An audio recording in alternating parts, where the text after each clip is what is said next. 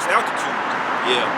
So his body was conditioned for a lower oxygen environment. So when he get into a high oxygen environment, he could go, man. He probably could have went 15 rounds that fight. Yeah, you call that shit the hyperbolic time chamber, man. Yeah. That's what he said. He focuses on in his training, his conditioning. Of course, he's got the moves where the Philly shell, he perfected that, not getting hit. Yeah. But it was ultimately, when you're trying to dodge punches like that, it'll wear your ass out. Yeah. More so than throwing punches at one time. Especially with hooks. He be dodging shots. I see Floyd, that motherfucker hop around and shit, he jump. But that conditioning is for you to have a second win. And I got that definition. Definition for second win: a person's ability to breathe freely during exercise after having been out of breath. Yeah. So, Another one. go ahead. Another one said a return of strength or energy that makes it possible to continue in an activity that needs a lot of effort. Now, brothers, your second win, all right. Now, on a treadmill, you never notice that. You just keep going. Now, jog around the block. If you haven't jogged in a long time, jog around the block.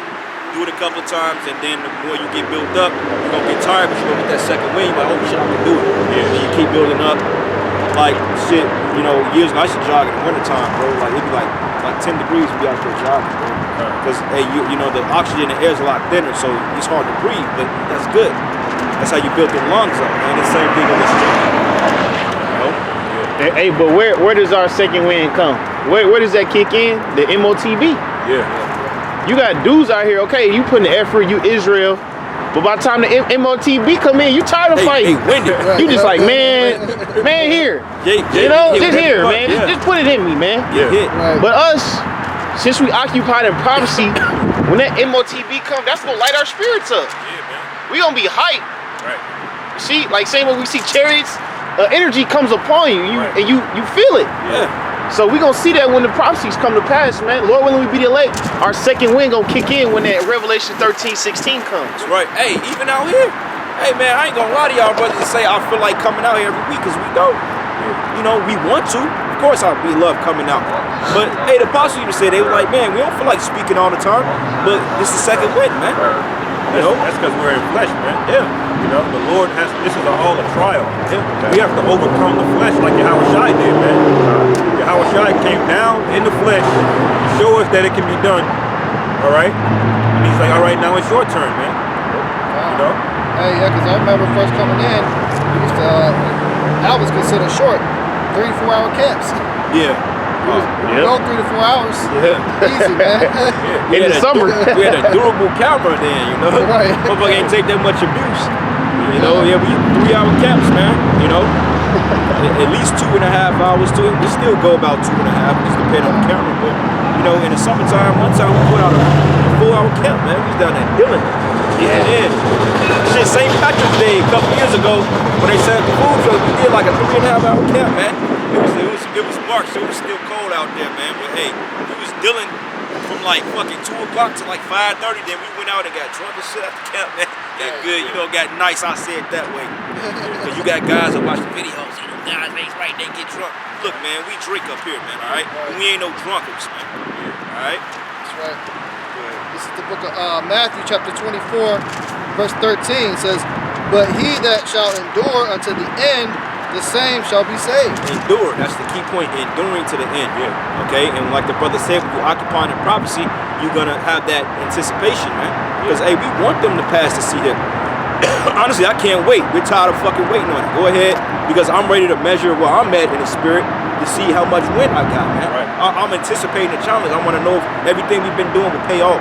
Yeah. You know what I'm saying? It's like almost like, come on, man. I want to know if I'm ready. I'm tired of thinking, I want to be ready. And honestly, when you occupy in prophecy, man, for me personally, I get a little bit more wind when I just see certain articles.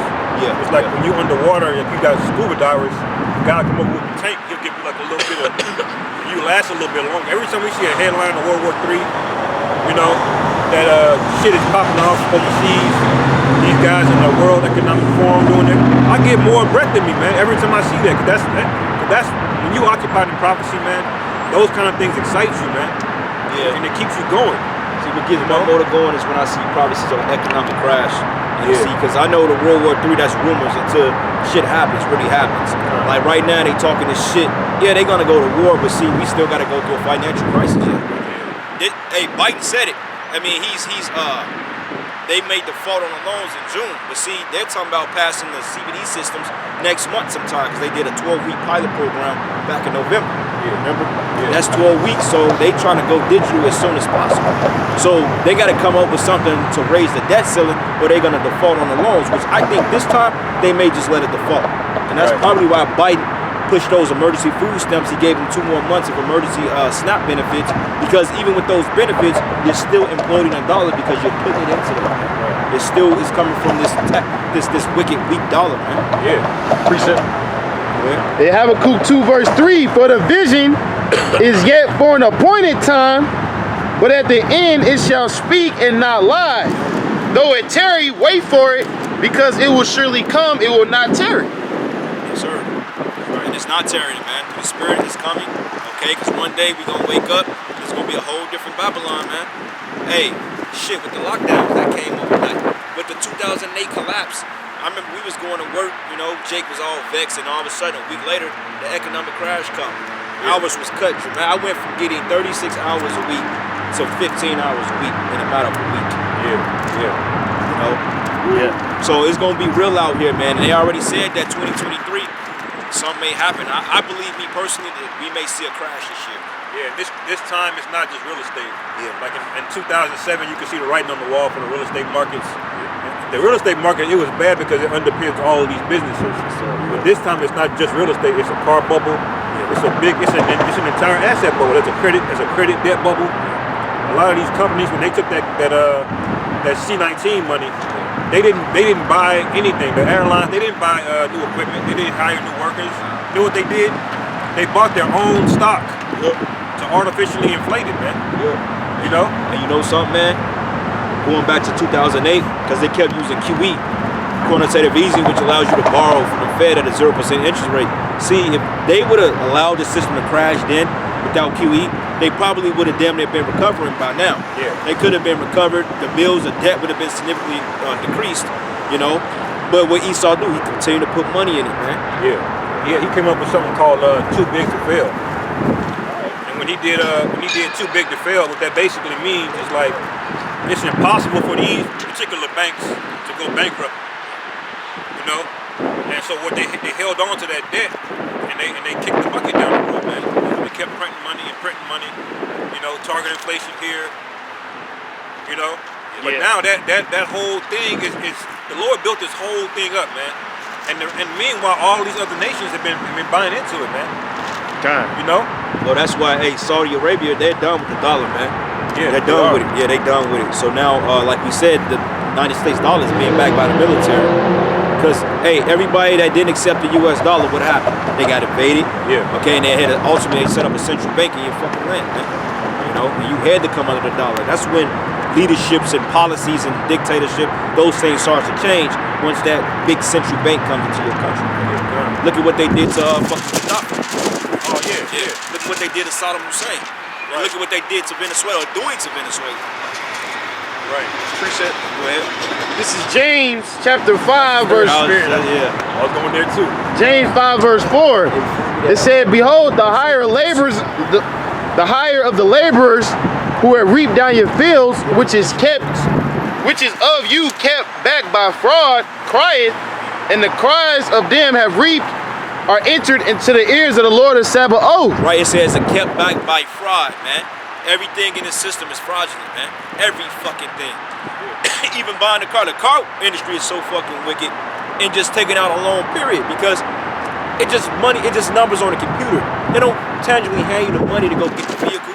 They say, all right, look, we just financed you $10,000 and they ain't give you a dime. Now you just inherit $20,000 of debt for an invisible amount of money they didn't give you. Credit. You can't see credit, could you? Hell, where the fuck is it at? Right. But it's so important. It's so important. But James 5 verse 5, it says, "Ye have lived in pleasure on the earth, and been wanton, and you have nourished your hearts as in the day of slaughter." Right, and that word wanton goes into being undisciplined, man. Because the Rothschilds, they got the best of everything. You think the Rothschild eat must-see ready meat? I mean, they eat beef. Impossible They Whopper. eat, the fucking Rothschilds ain't eating no fucking Burger King, man. They got a real Burger King. They kill kids and eat them. You know? Have it your way, man. I pulled that precept when that brother was talking about the debt, how they basically just kick it down the road. Eventually, that's being undisciplined. That's called careless spending. Because eventually, you gonna have to pay for something, man. Something got to get cashed in. Right.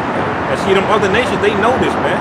China, you think they stupid? They just be buying this money. Russia, these BRICS nations, you think they got gold, brother. Yes. You think they really gonna be sitting there holding the dollar bag? For Esau, they see you spend trillions of dollars over the budget every year, bro. You've been doing it for the last 20 years. There's no reason for them to think that you're gonna pay this money back.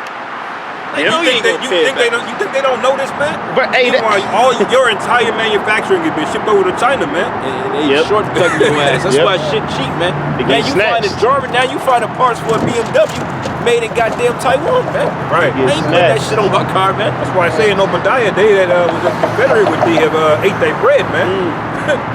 Why? Because China's economy has exploded in the last 20 years, man. By design. China's got like 10 times the amount of skyscrapers in the last 20 years from that U.S. money. Well, China, they own 95% of this place, bro. Basically, they so much in debt. America's so in debt to China, they own this place, man. Right. Bro, them fucking goops, they up here buying up land, man. Right. Bro, they buying up all these businesses. It's a major power grab for China, man. And this how cold they are, man. The Chinese, they got good business. What they'll do, like these smaller countries, like let's say Haiti or some African country, they say, okay, we'll give you a loan to build up your infrastructure, right? So they take the money, but the thing is, the contractors to build the buildings, they all come from China. Right. Oh yeah. So they give you the money, but the money going right back in their hands because part of the contract is that they have to be the ones that build whatever comes in your land. That's smart. That's called keeping wealth among your own. They're generating the wealth among their own, man. Right, and that's smart because now that African city has infrastructure now. They got to pay the money back, but at least it's not like what Esau do, like in Congo, right? They got there's a big race for lithium right now, or EV batteries because of these cars. Well, there's a cobalt mine down there. 70% of all cobalt comes from this mine. What did Esau do, man? He came in, he bought the land. He's got these Hamites out there and some Jakes with a prison ship out there scraping cobalt out of a mountain, man. No fucking equipment, no nothing. Right, with some sandals on. That country don't get nothing. When that cobalt is gone, it's gone, man. Gone, yeah. And so when China comes in, they at least get something. At least their cities built up. They got buildings, they got infrastructure. Yeah, Esau just comes in and say, look, nigga.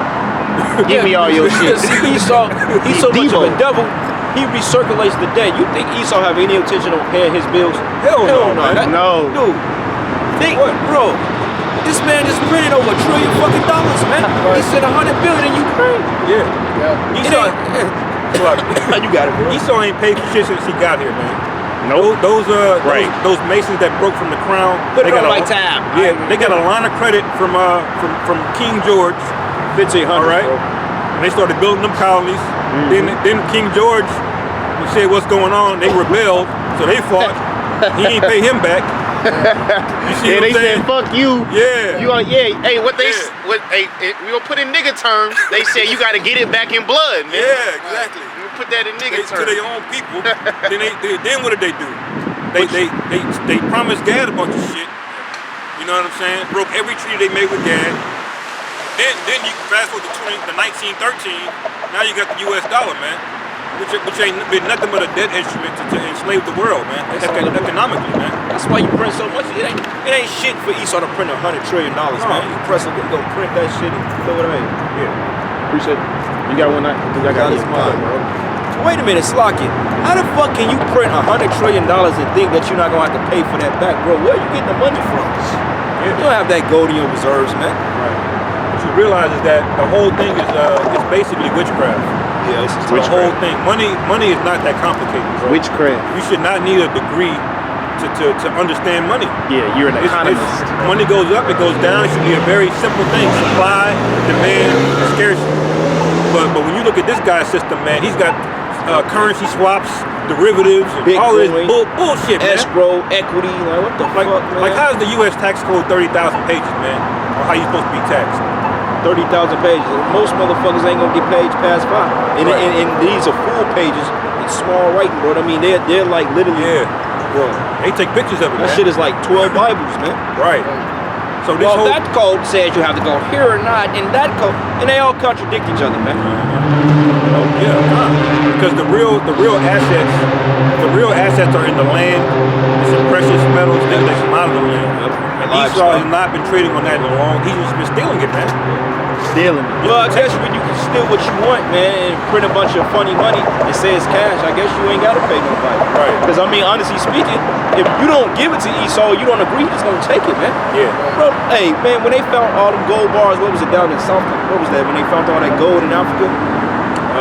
Uganda. Uganda. Yeah. You don't think Esau down there, bro? Oh yeah, you Esau, already know. man, anywhere Esau is down there, man.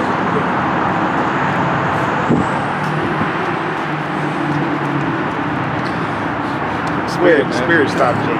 This is the book of 1 Timothy, chapter 6, verse 17. It says, charge them that are rich in this world, that they be not high-minded, nor trust in uncertain riches, but in the living God, who giveth us richly all things to enjoy. They that do good, that they be rich in good works, ready to distribute, willing to communicate, laying up in store for themselves a good foundation. Go back and let's read it again. Start over. This is the book of 1 Timothy chapter 6, verse 17. Charge them that are rich in this world, that they be not high-minded. Right, charge them that are rich, that they be not high-minded. We're charging you Rothschilds, man. We charge you, you haven't paid a single bill. You ain't paid Jake for building up this kingdom, man. And you got the bullshit idea to try to oppose reparations, which technically your reparations is folly anyway. But honestly speaking, if you was a righteous man, you would just willingly put yourself in subjection under Jake. But you ain't gonna do that, man. Right, it wouldn't. All the debt and bloodshed you done sprayed on the Native Americans, the blacks, Hispanics, Native, you have the audacity to have some type of integrity. You don't even have that, man. Right. Oh, he always put the blame on somebody else. You know, oh, I put them in slavery, but because, I was, we had to make the world. No, man. Right. You know? Yeah, there's no excuse. There's no excuse. He for that, always make that, bro.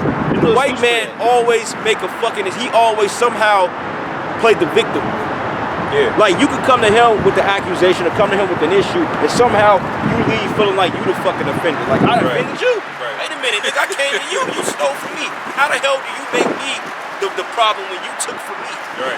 Right. And you can't use that argument. Yeah, some damn wicked-ass white devils that'll come up and say, oh, we civilized the world. If it wasn't for us, y'all wouldn't have cities and technology. Wait.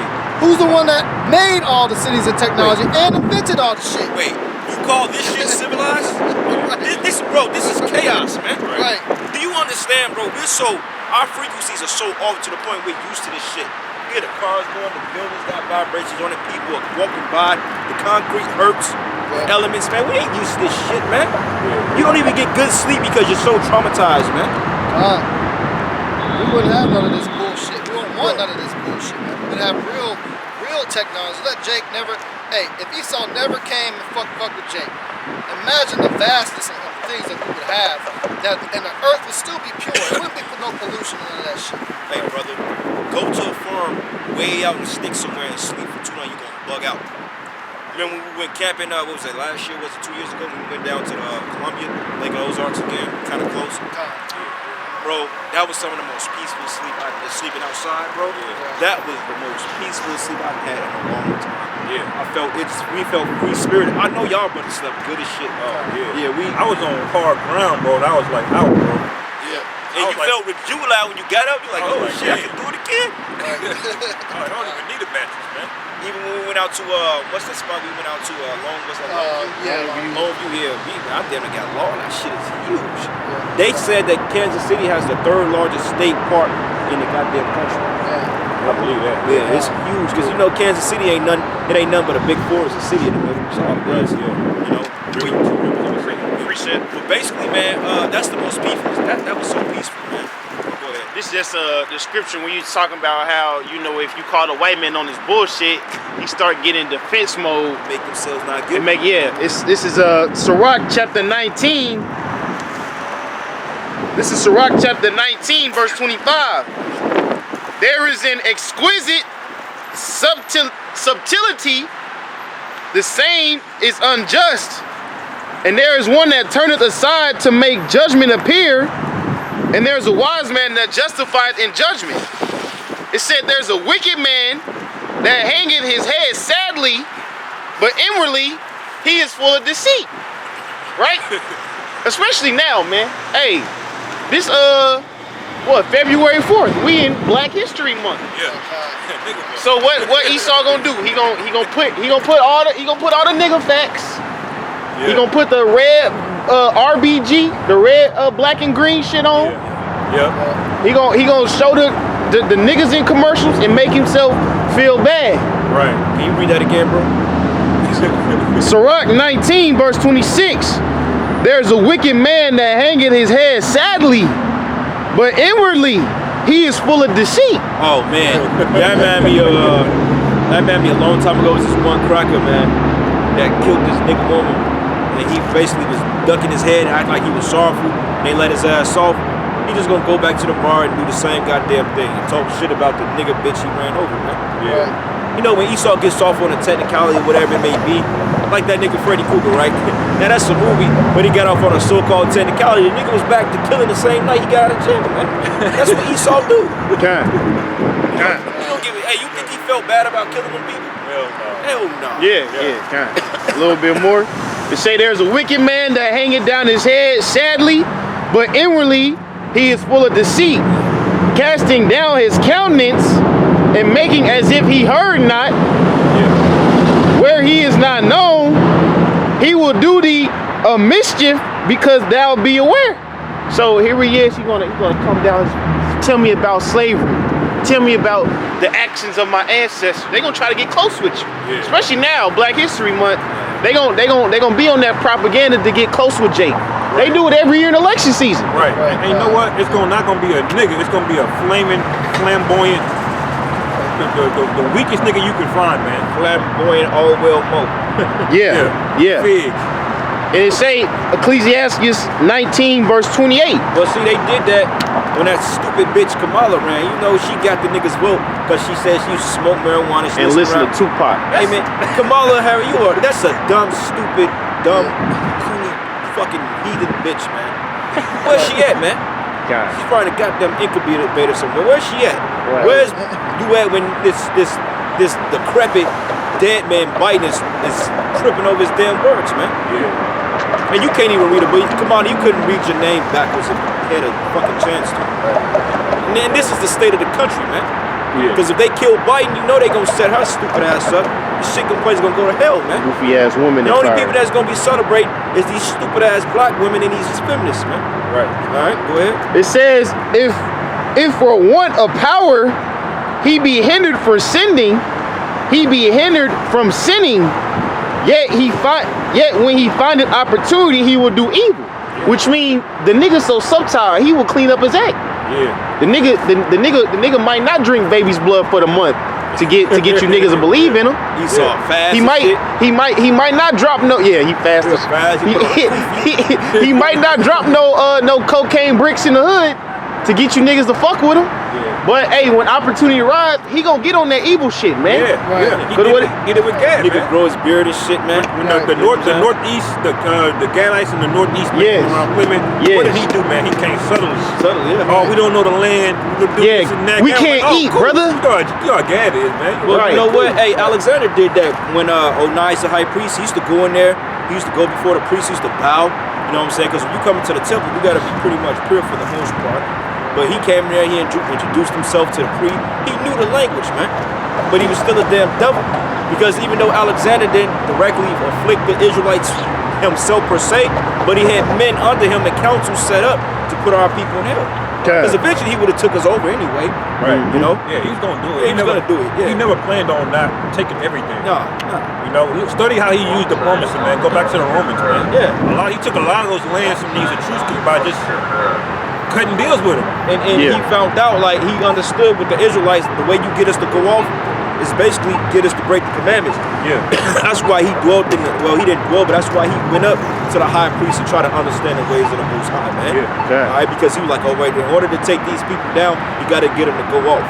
That was the whole concept of them setting up Alexandria, Egypt, setting up these particular cities, because in class 2 weeks ago, we read it. Matter of fact, it's right in the scriptures on how they wanted to civilize everything and build up cities.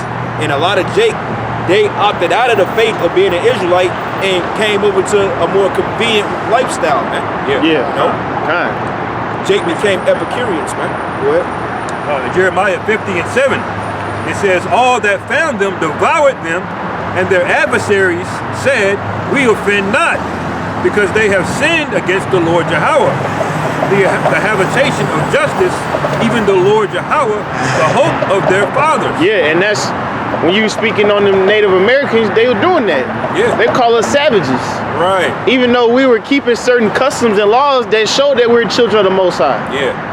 We had a shell of our former civilization, but Gad was also worshiping animals, studying, going off into all kind of wickedness, man. Right. So what did Esau do? He said the Lord ain't gonna do nothing to us. Yo, hey, bro, y'all been noticing them, bro? That never was like that, like years ago. I mean, no, man.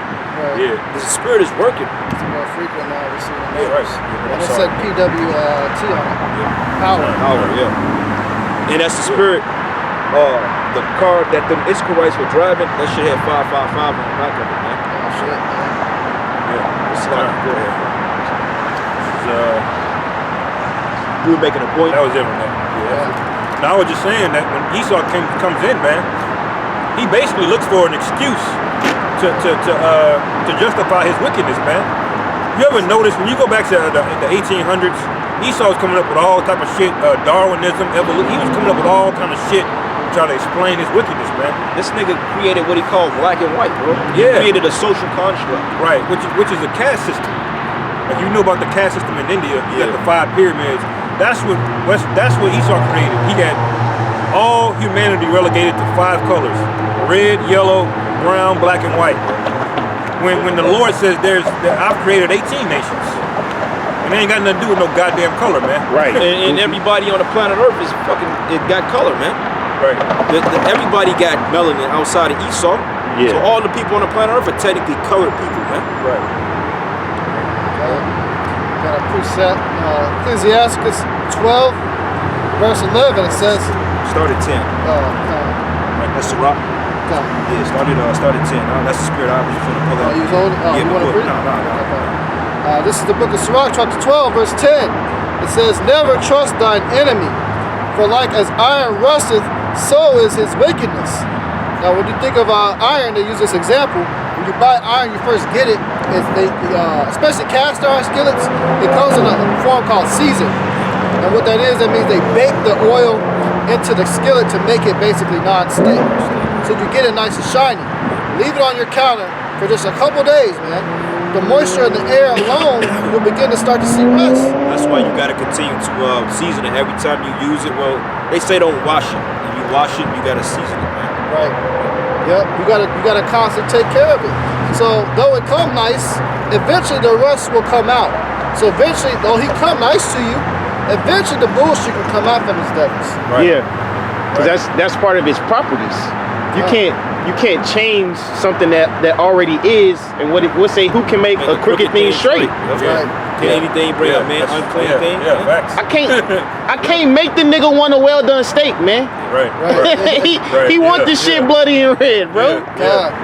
And you know what? Iron is one of those metals. It don't last as long as steel. So this devil, he eventually is also gonna break as well, man. That's right. He's not the best of the book. I thought iron was stronger than steel. Steel is when they add carbon to it to make it more brittle. So which ones did the Romans use a lot? Was it iron? I think it was iron. All right, because the scriptures tell you that iron is basically unfucking mercury. Yeah. Steel is like 90%. It's like 90% iron. Metal and shit. And this is verse 11. It says, though he humble himself and go crouching, just like the Ark was saying, come to you smiling and shit, yet take good heed and beware of him. And thou shalt be unto him as if thou hast wiped a looking glass. And thou shalt know that his rust hath not been altogether wiped away. Yeah. Like I was saying, man. Brother was saying that's the property of it, man. If that's what that's the property of you, it's gonna happen, man. You can prolong it. You know, you may not see it right away, or you may be zoomed out, not zoomed in, but it's still the shit's still gonna rust, man. Right. Oh, shit, you got a blemish, nigga. I ain't even noticed that. Yeah, but it's still there, man. You know? Yeah, Esau is basically like, I don't know if y'all saw, what's that shit called?